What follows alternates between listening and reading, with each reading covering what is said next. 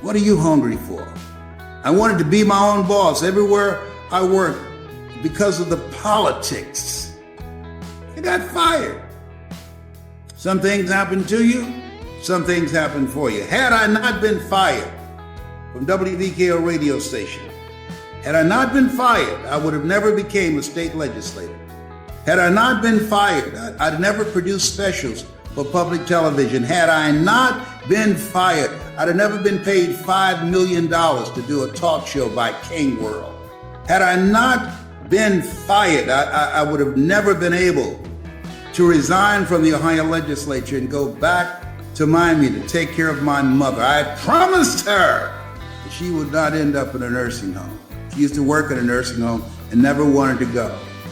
I remember my sister calling me, "Leslie, are you sitting down? What's wrong with Mama?" "Mama has breast cancer. It's terminal." I said, "I'll be right there." "You don't have to come. You got nice nursing homes in here in Dade County." "Listen to me. No, I'm coming." I left immediately, my political ambitions, everything. And I rung the doorbell. A friend of hers named Mildred was there. She came to the door. "Whoa, Mildred said, "Mamie, Leslie's here. Leslie's here." And I heard my mother say, "I knew he would come. I knew my boy would come." Is there somebody that you love? Somebody that is so important to you that if something happened to them, they can count on your being there, your showing up? I want you to think about that. I want you to put voice in the comment section because it allows you to control your own personal economy. It allows you to create your own job. See, a job is what you get paid for. Your calling is what you are made for. 86% of Americans go to jobs that they hate. And at the same time, they don't want to get fired. That's what you call mixed emotions. Seeing somebody you hate drive off a cliff in your car. You sad that they're gone, but not, you're glad that they're gone, but not in your car. Couldn't they do something else? Use a bicycle or something? To drive off a cliff, not in your car. You glad they're gone, though. Let me tell you something. This thing called life. Helen Keller had a point. Life is short and unpredictable. Eat the dessert first. Bet on you. Tomorrow's not promised. If we don't know anything else, we know that the coronavirus has taught us how fragile life is.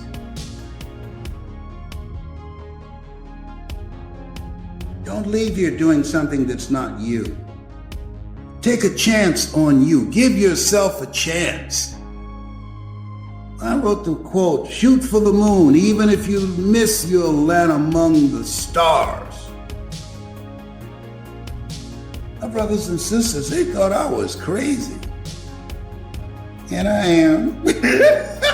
Sometimes you gotta be out of your mind. Let that mind be in you. See, if there's gotta be another mind in you, then you got to be out of your mind, because that mind is not serving you. I want you, if you'd like to work with me, if you've heard my voice since you were a kid, and it touched you, it touched your heart, it expanded your vision of what was possible. If you were in a dark place and you just didn't think you could make it. William Hollis said to me, he's got a motivational message he put together, and I encourage you to get it. It's called, "I didn't come this far to come this far." He called me Pops. And let me share something with you. He's a bad boy up in here. And he said he was homeless and he heard my voice. I became his spiritual father. He heard my voice. And it brought him through a very difficult time. Jose Flores, he said, don't let your limitations become your standard. And Jose, who who is bound in a wheelchair, but buddy, he's now motivating and speaking to corporations and individuals and inspiring them, even though he's confined to a wheelchair, quadriplegic. His beautiful wife, Adrian. You're still here. There's so much more in you. Simba, you're more than that which you have become. This is not for everybody, though. At this stage of my life, at 75, I'm looking for people that are hungry. I'm looking for people who say, Les Brown, I'm the one. That's what I told Mr. Washington. You go on, you look at Les Brown speaking in the Georgia Dome. You go all the way to the end. I followed him and told him when he got through speaking to some seniors in the auditorium at Booker T. Washington High School. I was a junior. I followed him down the steps. My mother was working in the cafeteria at this time. I said, "Sir, do you remember me?" "No." I said, "My name is Leslie Brown. My mother, Miss Mamie Brown, she works in the cafeteria. I'm a twin. I was in your class looking for MacArthur Stevens, and they called me DT, and I agreed with them, the dumb twin.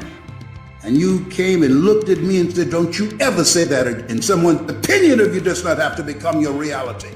And I was startled. I said, "Do you remember me now?" He said, "Yes." And I said, you said to them that they can make the school proud, they can make their families proud if they realize that they have greatness in them.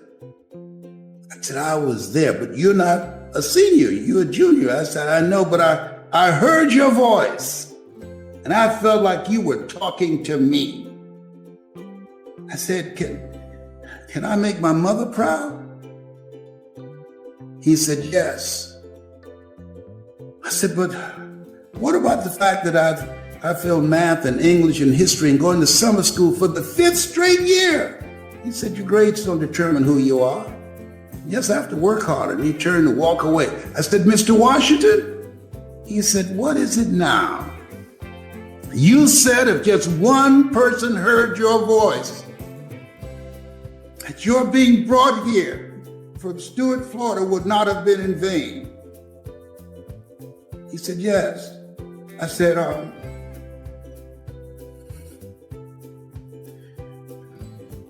"I'm the one, sir. I am the one." He said, "It's possible, Mr. Brown." He turned and walked away. I said, "Remember my name. I'm the one, sir. I'm Mrs. Mamie Brown's baby boy. And one day you're going to hear my name again. I'm the one."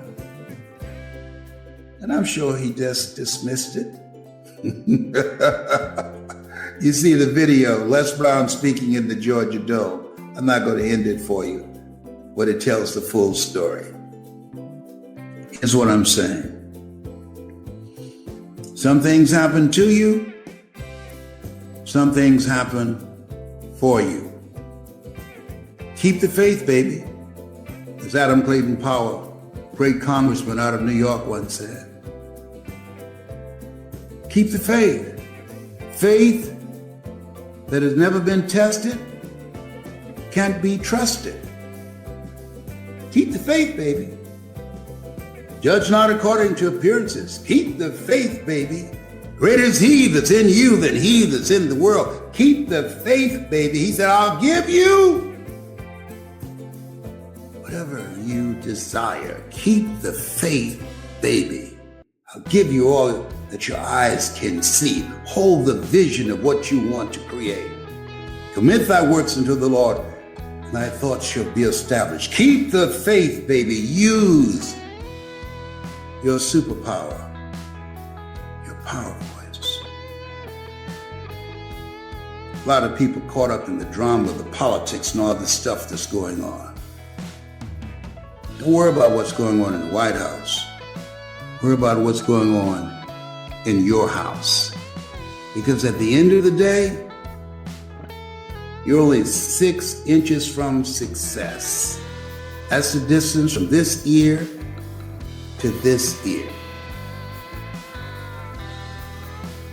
Develop your mind. Be ye not conformed to this world. Be ye transformed by the renewing of your mind. Most people are witnesses. They're watching television. They're fans. You want to be a player? Kid and play. I'm kid. You want to be a player? You want to be the person who stands for something, who will live a life that will outlive them? Let me work with you to develop your power voice. Let me shorten your learning curve. Let me share with you how I came from nothing to get here.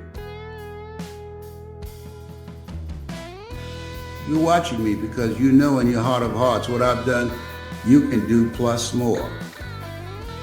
Put voice in the comment section. There's somebody that you know that needs to hear this message. I want you to like this page and share it.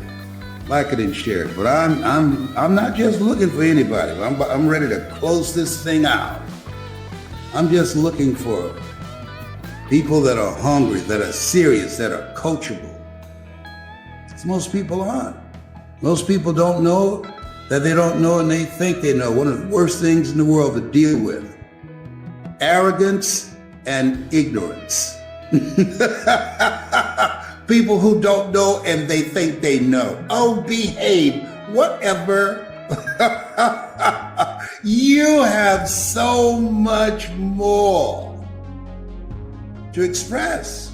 You're still here. Every day is a great day, as Orrin Hudson would say. If you don't believe it, try missing one.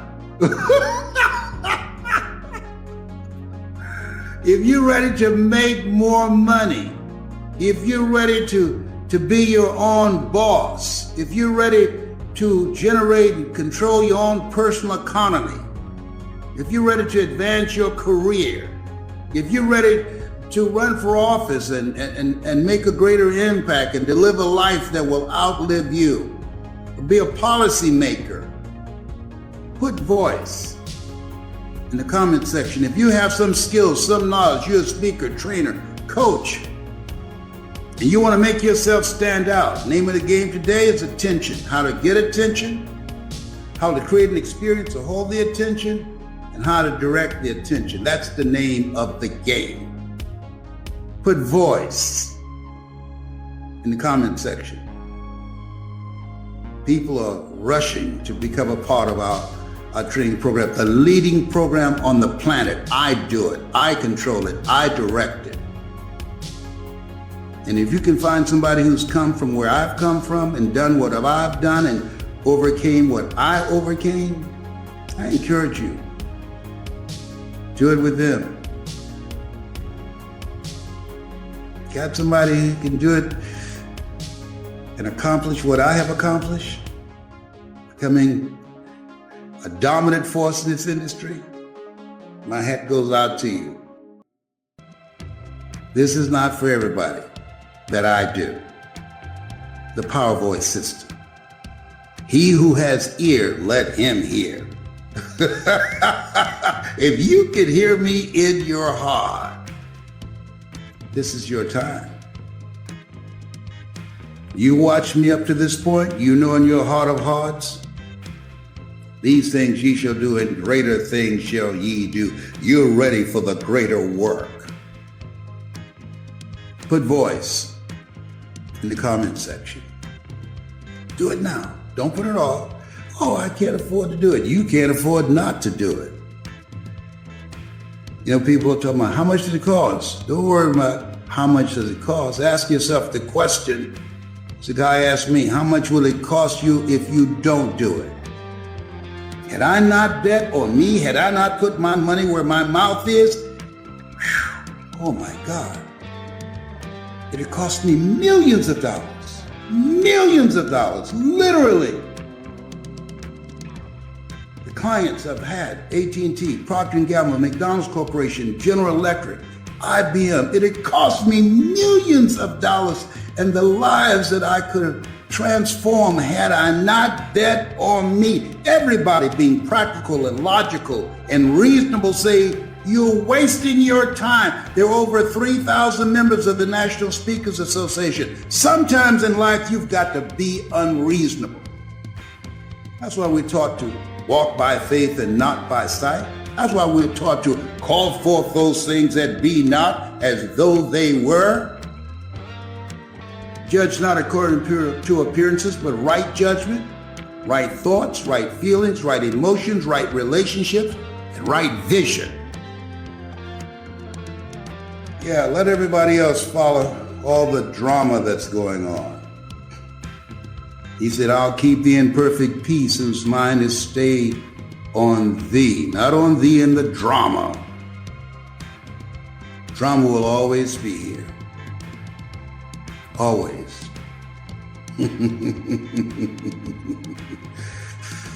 Three kinds of people that will come out of this period where we are. There's a reckoning going on.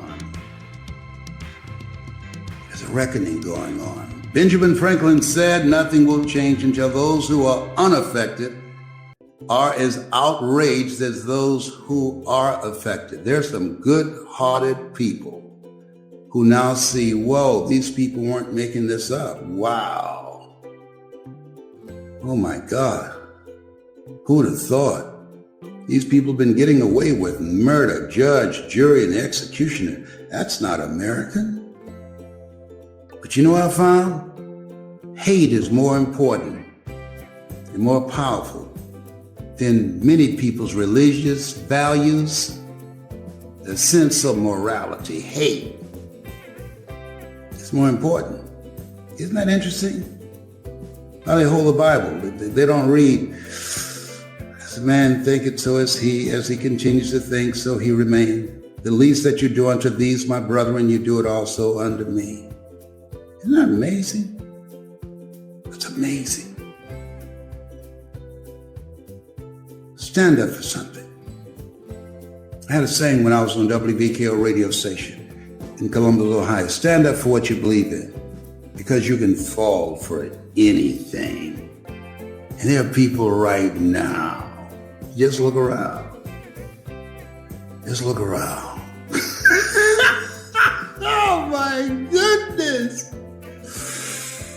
It's amazing. Don't try and figure it out. You can't figure out crazy. You can't do that. No. Leave it alone. Keep thine eyes single. Live your life to the fullest. Live a life that will outlive you, because you can. You were chosen out of 400 million sperm.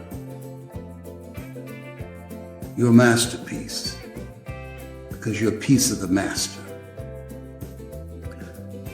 I'm looking for a few hungry people. We will vet you. And I'm 75, so I don't have patience for foolishness. I'm looking for people that are positive, that are passionate, that are coachable, that will listen, that's ready to be introduced to a part of themselves that they don't know. See, you can't read the label when you're locked in the box. Sometimes you need somebody to facilitate that process. You can't get there by yourself. All of us at different points in our lives are like what former heavyweight champion Joe Frazier said, like a blind man standing on a corner waiting for someone to lead him across the street. All of us have had our moments in the Garden of Gethsemane. Millions of people right now going through a tough time, nervous, can't sleep at night, fearful of being evicted, or foreclosed on, or losing their jobs, can't get a good night's sleep. And your voice, the voice of hope, your voice, your story, the things that you've overcome and the things that you've gone through can become their guide, their survival guide to navigate these times where we are. Yea, though I walk through the valley of the shadow of death, I shall fear no evil, for thou art with me. He said he'll never leave us nor forsake us. Keep in mind, God's still in control. For people who struggle letting people go, what advice do you have for them? I believe in the one to a casket for philosophy. Most people go through life thinking they need certain people. You don't need anybody but God. You might want some people in your life, but you don't need them. And your success in life, your ability to have peace of mind, to minimize stress in your life, your ability to maximize your potential is determined by your being courageous enough to let some people go. There are people that will position themselves around you, and the reason is that they're getting more out of the relationship than you are. And you have got to have the courage to say, you gotta go. And don't go away mad, just go. And sometimes you don't even know, Candace, how stressful, how debilitating, how dark some people's energy is until they're out of your life. And you say, whoa. Case in point, someone that I've known for like 27 years. And I got to the point, I looked at our relationship. It was working real good for her, but it wasn't working for me. And so I said, I was practicing Operation Clean Slate, looking at people in my life that didn't bring value. And I said, we've gone as far as we can go. The next month, my income increased over $200,000 because people have energy, and that energy can be toxic or it can be positive. And I realized unconsciously, this person has been toxic. There are people that many times when we look at it, they're only there when they need you. But when you need them, you can't find them, or they don't bring any value to you. And what I found at 77, there are some people that they have an expiration date. There's some people in your life for a season, some for a reason, and some for a lifetime. And that's very few. And it takes courage to say, I love you, but this is not working for me. It's working for you, but it's not working for me. And you spend less time with them. That includes family members that are not good for you. This thing called life, I used to think, Candace, people in their 40s were old. Now I'm 77. I feel like I was a waiter at the Lord's Supper. I said, who does this? 77. Wow. 23 years, I'll be a century. And so my goal is to maximize my time. People say, manage your time. You can't manage time. All you can do is manage yourself. I saw a topic for a speech, and one of the points the guy made in the presentation, he said, master your kingdom. And that night, I woke up around 2:30 in the morning, and I have a pad by my bed. And I wrote down, master your kingdom. And then I said to myself, there can't be a kingdom without a king. and kings rule. Is that right?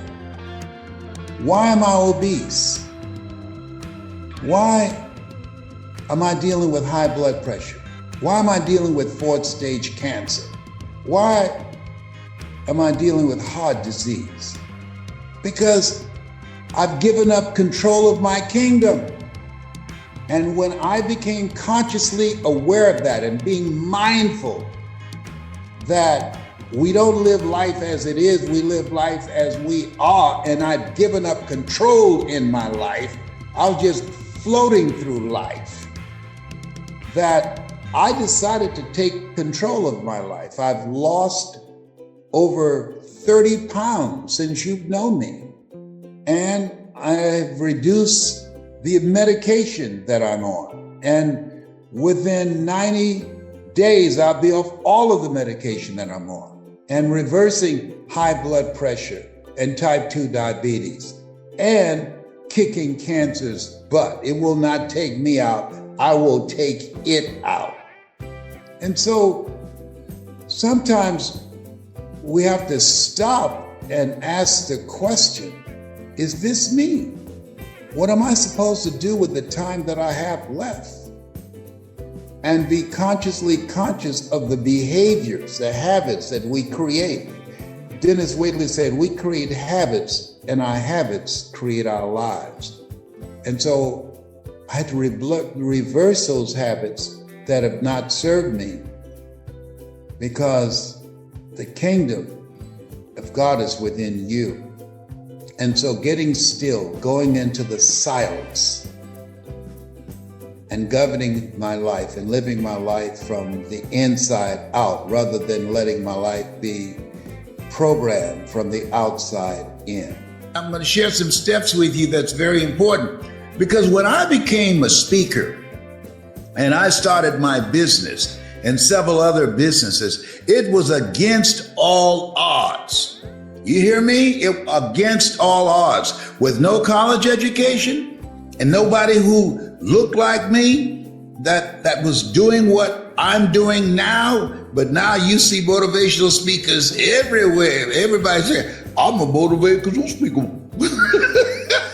If you were to help people, you would say, well, the only thing I can do if I want to help people is become a preacher. But then when I start doing this, there are people who say, wait a minute, there's another option. There's another way. See, what we have to do now is we are in a creative mode. Everything that happens is for our good. All things work together for good for those who love God and for those who are called according to his purpose. If you don't know anything else, you know that.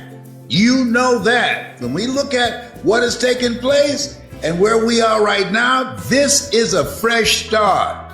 And we want to take advantage of this. This is no time to relax and say, we did it. No, we did not. This is a fresh start. This is a new beginning. This is the time to build legacies. This is the time to be motivated. Get the family involved, get the kids involved, and get focused on what your goal and what your dream is. And what is it that you're going to do now that we're in this place? What is it that you're going to do with your talent? This is a time to work your talent. I remember when I decided, Wesley, Margaret Ann, Leonard, Angelo, listen to me. Sharon, I'm going to buy my mother a home. I'm going to do that. Are you guys going to join me? What are you talking about? I said, I'm going to buy our mother a home. Are you going to join me? Yeah, we'll help you. You know, and they did what they could do, but I was the lead guy. Okay. And so we divvied up what each person would do. Margaret, she bought the groceries, I paid the bills. Wesley was in Vietnam fighting for our country and got a Purple Heart. Yes. See, when you have a new chance, see, life is cyclic. It's like a roller coaster. Sometimes you're up, sometimes you're down. Sometimes things go well, sometimes they don't go so well. So this is a period. This is a new season. Listen here. This is a new season in your life, in my life, in our life. And now we want to work. You want to work your gift. Not just be a part of somebody else's dream, but this is a time to think and come up with some new ideas. What is it that you're going to do now in this new place, in this new season?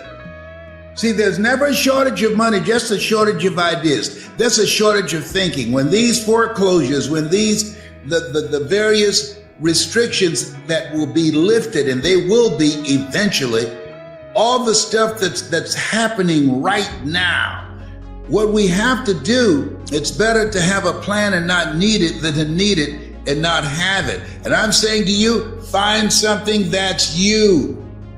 Find something that's you. Write this down. Your voice is your superpower. No matter what business you're going to go into, your voice is your superpower. If you understand that, you believe that, just put yes in the comment section. Yes in the comment section. Your voice is your superpower. If you're involved in sales, your voice, you got to be able to sell. If you're involved in multi-level marketing, real estate, insurance, financial, you got to sell yourself. It's very important. Your ability to make a point, the ability to influence people, the ability to make a greater impact. In the beginning was the Word. The Word is powerful. One of the things I can share with you, now you're talking about what is the superpower? What are you talking about? Something that gives you an advantage. I was labeled educable, mentally retarded. Everybody counted me out. And then when I met Mr. Leroy Washington, I was in special education at Booker T. Washington High School in Miami, in Liberty City, in Overtown, moving back and forth. But Mama was promising red. And he said, young man, develop your mind. Young man, be mindful of who you're around. Young man, once you open your mouth, you tell the world who you are. Those three things are very important. And so the first one, here's what I want you to do. I want you to go to hungrytospeak.com. hungrytospeak.com, because there you're going to find some medicine for the mind, some power for the mind, and it's called Choosing Your Future. It's a series that I recorded, and at the time I got through with that, that's when I made my first million. That's when I made my first million. People say, what's the most difficult thing you've ever done? Making $1 million? No, the most difficult thing I've ever done, to believe that I could do it. Given my circumstances, born in an abandoned building on a floor, not knowing my birth parents, being a foster child and then adopted, being labeled educable, mentally retarded, put back from the 5th grade at Douglas Elementary School into the 4th grade, and failing again at Booker T. Washington High School. To overcome being in a culture where you are marginalized, where you have the complexion of rejection. To believe that I had the ability to do it. I remember there was a program when I was a kid. Millenniums don't know about that. They weren't here then. They used to have a program called The Millionaire. And John Beresford Tipton would give Michael Anthony $1 million to give it to a particular family. And after the program would go, somebody come to the house and knock on the door. I would jump up and run to the door. Mama would say, where you going, boy? I said, I was checking to see if that's the man with the check. She said, if you don't sit your behind down, if he had $1 million check, somebody would have busted him in the head by now. You know what? We got a fresh start. This is dramatic. God has been in the midst of all this stuff. And now we want to take advantage of it. Now we want to milk it. This is our time. This is the time to get it done in 21. And part of that process is what's going to be different about you. What's going to be different? This is the time to take it up, to step it up. This is the time to take your performance, to take your focus to the next level. What's going to be different about you? See, the people that are going to maximize this, the people that are going to capitalize on this, the people that's going to make this year, 21, the year to get it done, are the people that are hungry. You got to be hungry. When people are working against you, when there are systems and things in place that are designed to hold you back, you got to be hungry. Things have not changed that much that you can't be hungry. If you're not hungry, if you don't feel that your goal and your dream is necessary, your dream will end up a casualty. And so you got to get up each day. The people that are hungry, they're the first ones to get up in the morning and the last ones to go to sleep at night. People that are hungry, they have an agenda for their life, of what they want to get out of the day. People that are not hungry, they are part of somebody else's agenda. They just are trying to go through the day. And don't mess with them. Don't criticize them. Leave them alone. My mother had a sign, I always talk about it, on her mirror. Oh, Lord, help me keep my nose out of other people's business. So I'm talking to you this morning because as much as I'm talking to you about this, I'm talking to myself about this. I'm 75. You know, you get 75. Let me share something with you. All kind of stuff start happening to you. You wake up one morning, you start moving. Whoop. I used to wonder, Mama would say, oh, Arthur's bothering me. Mama, who's Arthur? Don't worry, boy, you live long enough, you'll find out. Well, I know where Arthur is now. He's on my right hip, and he's been giving me a fit up in here, up in here. Oh, my God. She's talking about arthritis. Thank the Lord for waking me up in my right mind this morning. Mama, why do y'all say that every Sunday? Why do you say that? Don't worry, boy. You live long enough, you'll find out. I went to Cancer Centers of America. I lost my passport. I left my identification there at the hospital. I got home and I said, hey, did you see it, John Leslie? No, sir, Daddy. Do you know where I put it? No, sir, Daddy. Who's 75 here? You 36. I'm the one 75. You should be watching me. You know, you can't leave me by myself. Oh my God. You know, I mean, oh my God. I mean, just little aches and pains coming from everywhere. You say, wait a minute, what's going to come next? I didn't do nothing to deserve this. Oh my God. Oh, so I have to take my time going down the steps. My mind is young and vibrant and energetic, but the body said, you better take your time.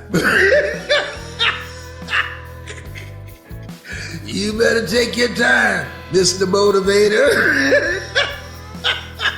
Before you're behind, fall down these steps. You might be faking young and motivated, but you better positively take your time going down the steps. Oh, getting older is so humbling. It's so humbling. That's why I think Paul say, pray unceasingly. But this is a fresh start. This is a time to be excited. This is a time to get with some people that you know that's going in the direction of where you're going, that's grateful that they're still here because of God's grace and mercy, and to brainstorm about what we are going to do next.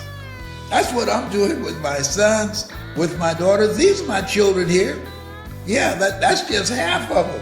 Lord said, be fruitful and multiply. I took him seriously. I got 5 girls and 5 boys. I smile at you, you'll fail a rabbit test.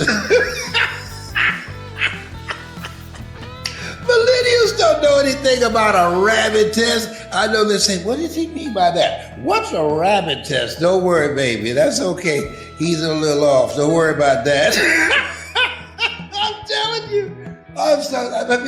We got to We got to be grateful and celebrate and have a spirit of gratitude that we are still here, that we are victorious, that we have accomplished some things and have created an opening so we can work our gifts. That's what we've done. That's what we're fighting for, to be in position so we can do that which we are called to do. And trust me, this place where we are, this is not any time for people who are just looking for getting another job, who've been eliminated from the job market because of the coronavirus or because of artificial intelligence. No. This is a time to create. We were created by the Creator to create something for yourself, something that's you, something that's in your heart, something that's your calling. A job you get paid for. A calling is what you're made for. And I decided, I had a goal. What's your goal now? What is it you're going to do? People that don't have goals die sooner than people who have goals. Why? They have no reason to get up in the morning. They need an alarm clock. But when you have a goal, you don't need an alarm clock. No, you don't. You'll get up. And trust me on this. When there's a reason for your life, reasons are empowering reasons. They bring something out of you. Reasons allow you to rise and face whatever life throws at you, because it's going to throw some stuff at you. Think it not strange that you'll face the fiery furnaces of this world. You will, no matter if you give 10% of your earnings. You will, no matter if you've been real good. You will, no matter if you speak in unknown tongues. You will have tribulations. You will, if you've been real good. Yeah, you will have tribulations. Stuff's going to happen to you. Why? That's the way it's set up. Let me tell you something. I have gone through so much stuff. I'm here in Cancer Centers of America, and they gave me a CT scan. Then you have to drink the solution, and then they scan your body. And they said, oh, we see a little presence of something here. I've said, Lord, look here. Don't you have anybody else? Can you pass this cup to somebody else? Come on, what do you mean? What you talking about? Well, you need to come back, and we're going to give you an MRI. MRI? Oh my goodness! I don't like MRIs. Oh, y'all should be calling and talking to people in places where I've been where they gave me an MRI. From the last MRI I had, I left them a little gift in there. And now that machine, that MRI machine, is on the side of the building.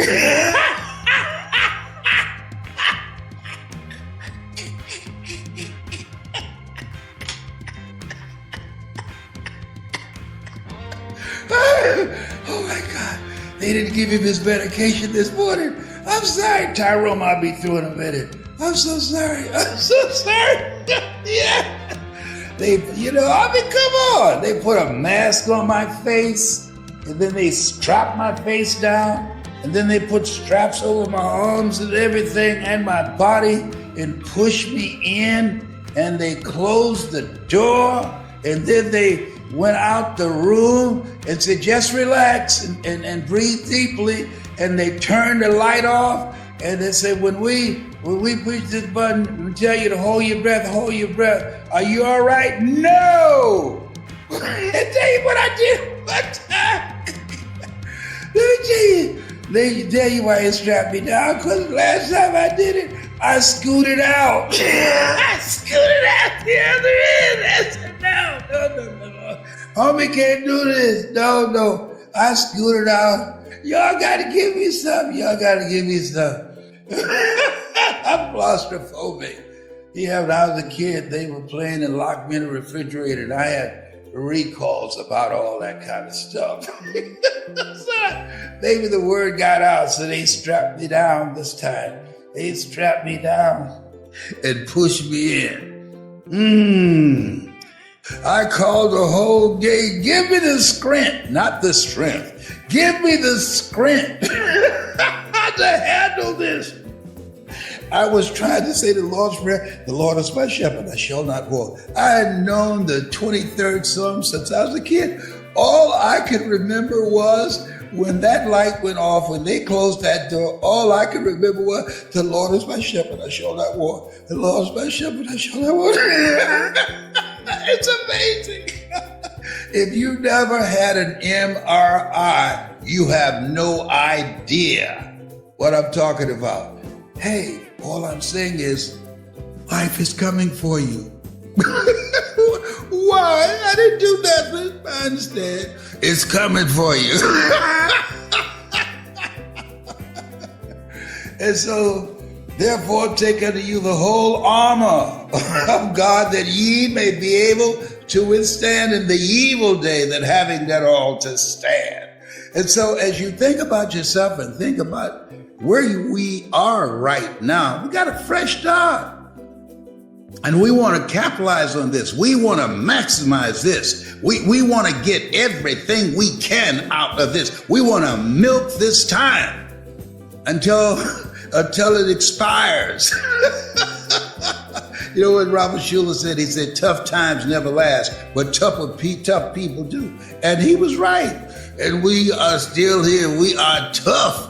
Now we got to do what we have to do until this expires. Nothing stays the same. Everything must change. Nothing stays the same. Listen, Quincy Jones, flesh and blood didn't reveal that to you, but my heavenly Father, which art in heaven. We got a fresh start. It's time to get serious. What is it you want to do? What's in your heart? What is it that you'd like to do before you check out? My goal is to train entrepreneurs. My goal is to teach people how to use their voice and how to promote their business, to promote themselves, to promote their ideas, to promote their products, to create a new chapter in their lives, to live a larger life, because we can. We got it like that. You think God spared us so we can live a small life? No. We're here to do the greater work. So what does that look like for you? We're here to build a legacy for our children and our children's children.